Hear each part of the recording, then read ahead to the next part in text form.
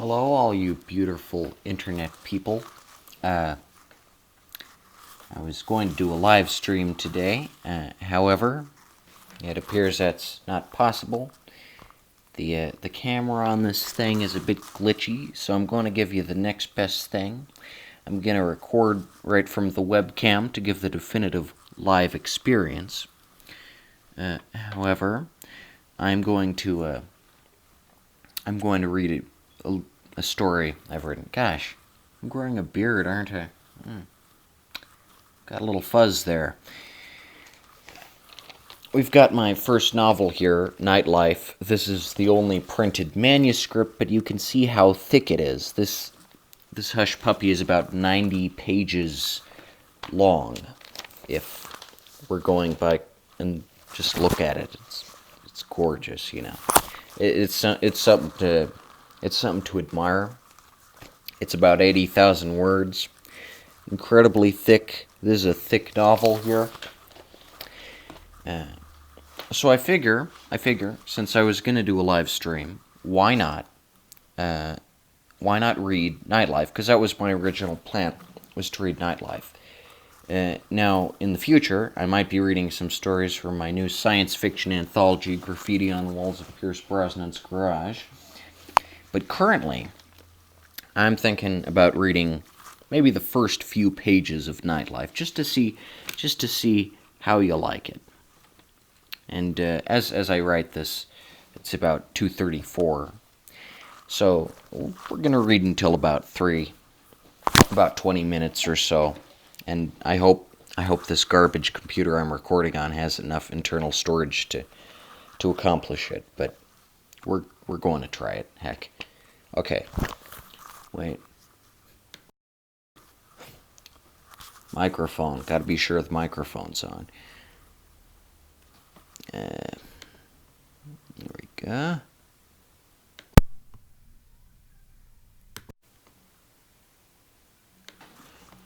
Okay, so that should work. I will review this footage, and if it all turns out to be a waste, whatever, it won't be uploaded. Okay.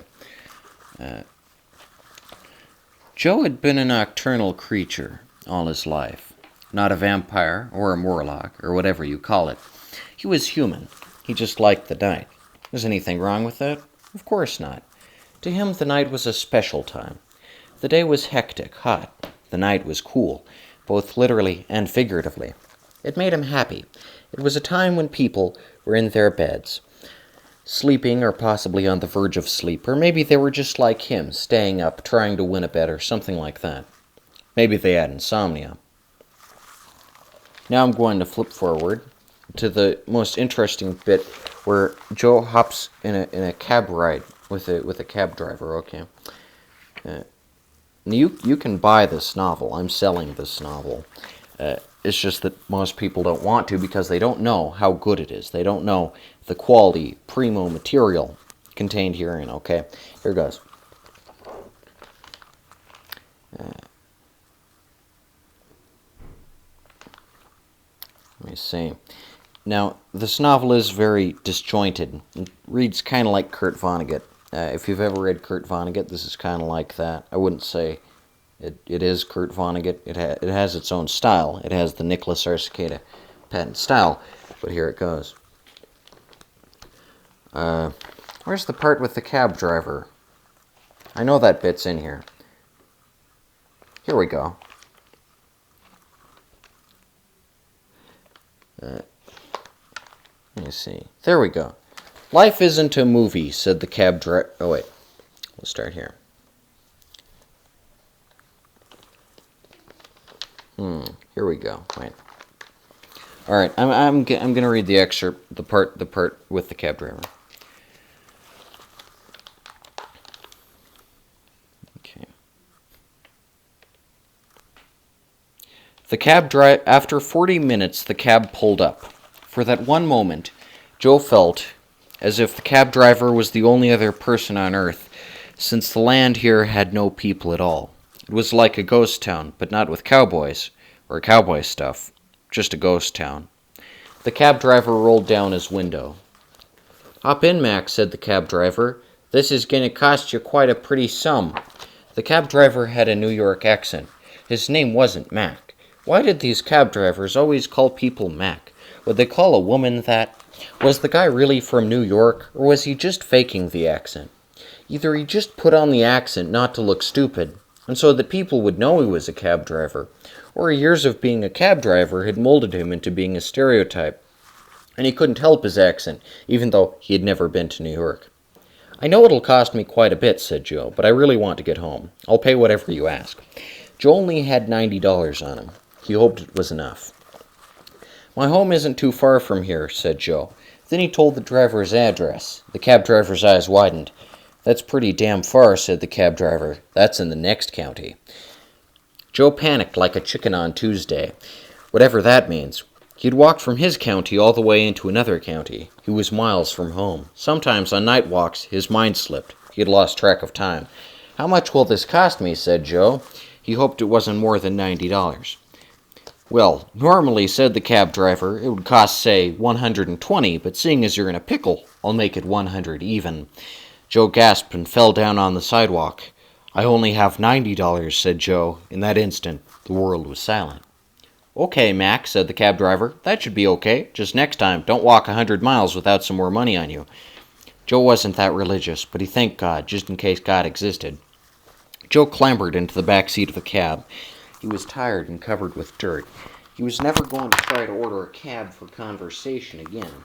The convenience of cell phones was an inconvenience for him. He decided not to talk to the cab driver like he had planned to. He didn't want to look like an idiot. The cab driver thought he was an idiot. Joe just kind of crouched down in his seat like a mouse. As the car rolled along under his buttocks, he thought about the houses on the side of the road. And this time it was early fall. He liked fall, but he also didn't like it because it was the time when the leaves on the trees died. It was okay. He hated when people asked him if he had a favorite season. He didn't have one. He liked them all equally. "Hey man," some idiot would say, "what's your favorite season?" "I like spring a lot." "I don't have a favorite season," Joe would say. And then the idiot would walk away. Joe didn't understand all the ruckus about favorite seasons. There were only 4 choices, so he didn't have much of a variety. And where he lived, the weather never changed much. Anyway, like I was saying, Joe was thinking about the houses on the side of the road. Some of them had lights on. Joe remembered this one movie he had seen a bunch as a kid where a kid tortures and nearly kills a bunch of burglars on Christmas. Very family friendly. The logo for that movie was a house with one light on. The houses he was passing right now in the cab looked like that, except the one in the movie was a cartoon, and these weren't cartoons. Joe thought about the cartoons he had seen as a kid. All the characters had lines around them, and this was pretty much what defined them as cartoon characters. Without the lines, they would look more normal. Because nothing in the real world had lines around it. So why did cartoons need that? Was it something two-dimensional? It was really a paradox in his head. "Hey Max," said the cab driver, who was either from New York or just pretended to be. "I have some potato chips. Want some? They're barbecue flavored." The cab driver reached his hand back. In his hand were the potato chips. Joe did not by any means want any. He hated the barbecue ones. Joe was not hungry anyway. The cab driver he had was the annoying kind. The annoying kind always told long stories.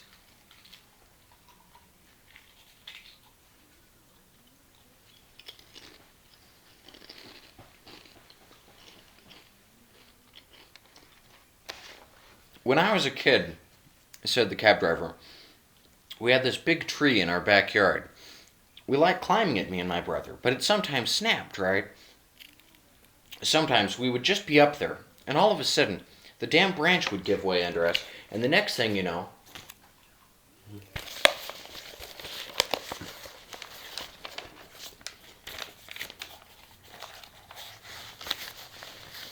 me and my little brother were in the emergency room getting stitches. I hated stitches. I just thought that my skin wasn't a frickin' piece of fabric. It's a living thing, you know, with cells and blood and stuff. I hated getting stitches." Anyway, like I was saying, this happened pretty often, once a month at least, and my parents were sick of taking me to the emergency room, me and my brother, and my dad was about to cut the tree down one day with his big chainsaw that he kept out by the shed, right? I begged him not to, because the tree was real fun to climb, but he insisted that the tree had to go, because it deterred us, right? Soft baloney like that. I didn't even mind getting hurt, I just cared about the stitches. The cure was worse than the ailment. Joe didn't relate to this story. When he was a kid, he was always with his mother. He had no siblings, and they lived in an apartment where there weren't any trees. He didn't like people who had happy childhoods. The cab driver kept being boring. So anyways, like I was saying, Mac, said the happy cabbie who saw his customers as an outlet for frustration, my father was almost about to chop the tree down. He had the chainsaw in his hand, and there was blood-red anger in his eyes. He was as angry at this tree as heck. I didn't know why. It wasn't the tree's fault that we fell out of it. We were just clumsy little weirdos. Joe noticed that the cab driver was telling this anecdote as if it were funny, like a story a fisherman would tell about a big fish or something. But Joe knew that this experience would probably traumatize a kid, so why was the cab driver telling it like as if it was funny? The cab driver kept being boring. So anyways, like I was saying, Mac, said the cab driver, annoyingly repeating the same exact thing for the third time in a row, my dad was about to chop this tree down. Ever have anything like this happen to you? No, said Joe. When I was little, I didn't have any trees anywhere near me. Joe kept looking at the little houses. Who lived in them? Anyways, like I was saying, said the cab driver, who was making Joe very tired of the phrase, like I was saying, my dad was a very mean one. The chainsaw was one of those big yellow ones you would get at the hardware store. It almost blew my eardrums off, but then a car crossed unexpectedly in front of the cab. It was a big rich person car. Joe wasn't wearing a seatbelt. He got thrown forward in his seat and crashed into the seat of the cab driver. The cab driver honked the horn. The honking was much, much louder than any chainsaw could have ever been. Maybe the cab driver's eardrums had gotten better with age. Watch it, Mac, said the cab driver. Joe thought that the cab driver meant him, but then he recalled that cab drivers called everybody Mac. Joe was glad that he wasn't dead. He liked being alive. The cab moved on through the streets that had barely anyone on them. Anyway, like I was saying, said the boring cab driver, my dad was about to do it. The saw inched closer and closer and closer to the tree with every second, but just then my mom intervened. She put her hand on his shoulder and she told him that he shouldn't cut it down because we really liked it. And, said Joe, eager to hear the thrilling conclusion to the stupid story that didn't relate to him and that he didn't care one iota about. What was an iota? Did it mean something, or was it some kind of scientific term? And, said the cab driver, my dad, the big evil brute that he was, cut the tree down anyway, even though we were bawling like heck, and that's the end. The cab driver chuckled a little and smirked. You mean, that's it, said Joe? He couldn't believe it. Yup, said the person from the largest city in America. That's the end. Oh, okay, said Joe. I guess I was expecting some kind of surprise ending, something that would kind of end the story better. Yeah, Mac, said the man in the front seat. You think there's going to be a big surprise twist at every stage of life. Something big, something colossal, something spectacular and like that. That's not how life works. Sometimes you get just what you were expecting, whether it's a good or a bad event. If it's done by an authority, it happens. Yeah, said Joe, but I only like stories with happy endings. Joe thought he sounded like a little kid. Where do you live, in a movie? Said the man who had wasted Joe's time with a story that meant nothing. Life isn't like that. Movies always have happy endings, but life is sad. You can have sad endings, very sad ones. They happen. The cab driver pulled out a tissue. Joe could tell that he was sad, even though he was trying to hide it. Even grown-ups cried sometimes, and they were stupid not to admit it. What if life was a movie, said Joe. What genre would it be? Life isn't a movie, said the cab driver, who was an idiot, but also had some very deep and philosophical thoughts. But if it was, I think it would be all the genres mixed together. When some kind of funny thing happens, it's a comedy. When somebody dies, it's a tragedy. When people fight, it's a drama, I suppose. When something scary happens, it's a horror film. Since movies of one genre are just life being made more funny than it is, or more sad than it really is, and only focusing on those emotions, life would be like all those genres put together. Sort of like how, when you mix all the colors together, you get black. Joe was amazed by the cab driver's good philosophy. What about science fiction, said Joe. What would that be in life? If we find proof of the existence of aliens, said the cab driver. They both had a good chuckle about that. Joe kept looking out the window. It was night, so he couldn't see anything. He must have walked really far. "Hey, Mac," said the cab driver, who knew how to tell a good philosophical thingy. "You want to hear another little story?" "Sure," said Joe, once more feigning interest for the sake of being polite. "When I was a kid," asked the weirdo, "I had this grandpa, right?" Joe nodded his head. Joe would hate this story, too. He had never known his grandpa. His grandpa had died before he had been born. "Anyway, like I was saying," said the idiot, who repeated a phrase too much, "my grandpa always used to be the best of pals. We did a lot of fun stuff. Get me? We were peas in a pod. We always used to take walks down by the river where I had lived as a kid. It was real nice there. Lots of shade, and so on. We used to play hide-and-go-seek and stuff like that." Joe didn't like this story. It was corny. "Was he your grandpa on your dad's side or your mom's side?" said Joe, not because he was curious, but because he wanted to know. "My dad's side," said the idiot, who had known his grandpa when he was a kid. "Anyway, like I was saying, me and my grandpa were the best of pals, peas in a pod. So one day, we were out in the forest, as per usual, playing hide-and-go-seek and like that, and waiting by the river and stuff. Tiddlywinks by the big blue frog." Joe didn't know what that meant. "Anyway, like I was saying," said the dull and boring clod, "me and Grampy, as I used to call him, were sitting on this log, and then we decided to go and run around for a while. So Grampy is running around, and I am too, and I'm trying to tackle him, right? It was a game of tag. So we were shooting off the berries when all of a sudden Grampy clutches his chest. Of course, I'm scared, so I go up to him, and I ask him if he's alright, and he moans, this real soft, slow moan, like a guy in agony. I'll never forget it. It was like,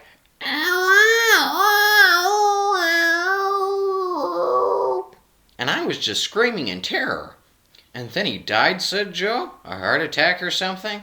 That must have been pretty sad for you as a kid." "Nah," said the cab driver. "What do you mean, nah?" said Joe. "You just said you were pals. Why wouldn't this make you sad?" "I mean, no, he didn't die," said the cab driver. "He just had a little indigestion.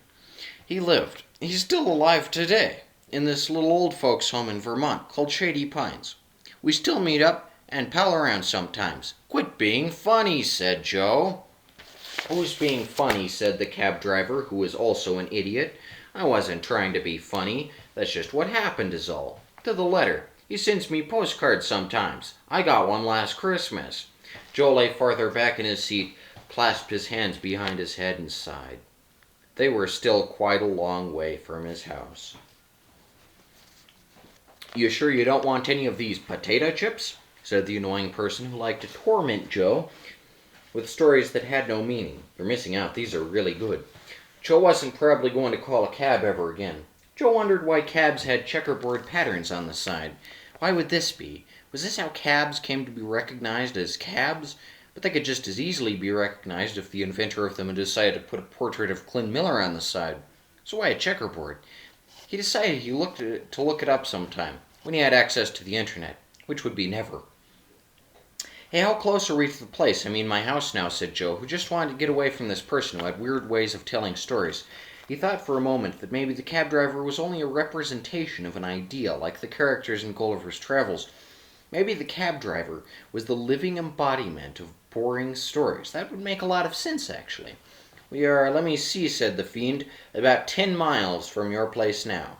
The driver had checked his GPS. A GPS was an invention for idiots who didn't know where landmarks were in their own area and had to depend on a computer to find them. Joe knew where stuff was. Joe still had 10 miles to go. Damn, he had walked far. "I'm going to tell you one last story now," said the cab driver, who was still annoying. "I'm going to tell you about me in high school, okay? That ought to be real interesting."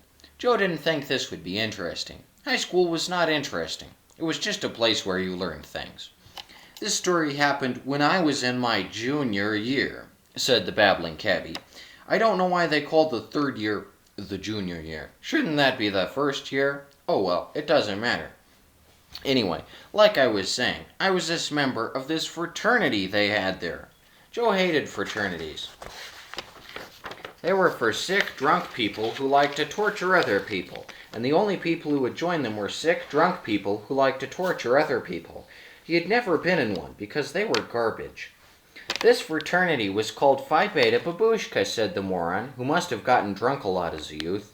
It's a Greek name. I don't know what it means. Joe knew that the last word in the name wasn't Greek. Fraternities pretended to be ancient Greeks. They weren't. They were drunk people who dressed in togas. They didn't know any Greek gods. Well, there was one Greek god that they worshiped, Dionysus. Darn computer. What a nuisance. And the clips are falling off, so I've got to make this quick, or it's going to fall to pieces. And if you notice, this has some eerie similarities to College Buddies, which I drew about a year after this, so, you know, a little hint at what's to come, but you can definitely see how this evolves. So I was really eager to join this thing, said the idiot, who didn't know that the babushka wasn't Greek. I was all set. The guys in here seemed like really nice guys, right? But to enter I had to pass initiation. This was the piece that Joe had dreaded hearing about. The initiation was the torture part. So these guys from the fraternity brought me into this dark room, said the driver, and they blindfolded me with this really thick bandana, right? So I couldn't see anything. I don't know why I needed a blindfold if the room was dark, but anyway, like I was saying, they brought me in. And then one of the guys, I think his name was Todd, said to me, "Now just keep very still." And I did. I couldn't wait for some kind of surprise. I like surprises a lot. Anyway, a hand reached out of the darkness behind me and tilted my head back. Then something started pouring into my mouth, right? And I didn't know what it was. But then I started feeling these shooting pains in my mouth. I think it was because whatever the stuff was, it was really hot. I mean, really hot. Not like in flavor, like chili peppers or anything like that, but like hot in temperature. Then I felt this shooting pain in my stomach. But I couldn't see what had happened because I had the blindfold on and all that. And I was pretty scared. So then I hear some big screams that just about gave me a heart attack. And then the lights turned on and they took the blindfold off me. As it turned out, they had been pouring burning sand down my throat and it had filled up my mouth. And they had also given me a little puncture wound in the stomach with a kitchen knife. Nothing I really needed to worry about. Of course, for weeks afterward, I couldn't taste food and my mouth was numb, and I had to go in for surgery. But I made it into that fraternity, and boy, did we have fun. We were just a goofy old pack of jokesters, is what we were. I mean, super funny. We did graffiti everywhere. We broke statues in the park, and little funny jokes like that. Those were the days. At this moment, the idiot seemed to be having vivid nostalgia. For him, A Nightmare on Elm Street was a walk down memory lane. At least that was how Joe sized up the situation. Joe looked out the window. They had stopped at a railroad crossing. The gates with the stripes on them went down and the beeping noise started up, and Joe started looking at the flashing lights. But there wasn't any train yet. Joe wondered why this would be. Maybe the gates were faulty or something. But sure enough, after about 5 minutes, the train came rolling down. Its whistle must have been, say, 2 octillion decibels. Joe's eardrums felt like they were being broken. The train was 186 cars long, most filled with coal, many with obscene words on them. At least that's how many cars Joe was able to catch. After the train was gone, the gates stayed shut for about 5 more minutes, then the cab moved on. Those gates were definitely faulty. By now it was no longer the wee hours. The sun was emerging over the horizon. From his years of being asleep during the day, he hated the sun. In summer it kept him awake and it was too bright and hot and stuff like that. Right now, though, it was still early dawn and there was no sun, just a few small pink clouds near the horizon. So he had to go to bed ASAP. He had work tomorrow. "Here's your place, Mac," said the cab driver, who, amazingly, had restrained himself from talking for the past 2 minutes. "Just pay me my fare right now, okay? I gotta go to bed. I work the night shift for the cab company." Joe unfolded the money. He hated to let it go. He was in love with Ulysses S. Grant because he was on the $50 bill. Now he would have to give Ulysses away. "I work a night shift too, as a matter of fact," said Joe. He put Ulysses and Jackson and 2 Hamiltons into the sweaty palm of the man who thought about things too much. "Yeah," said the cab driver. I assume nobody would just be out somewhere at 3 in the morning for the hell of it. Nobody in their right mind would do that. It's like trying to snowboard down Mount Everest or something. Yes, said Joe.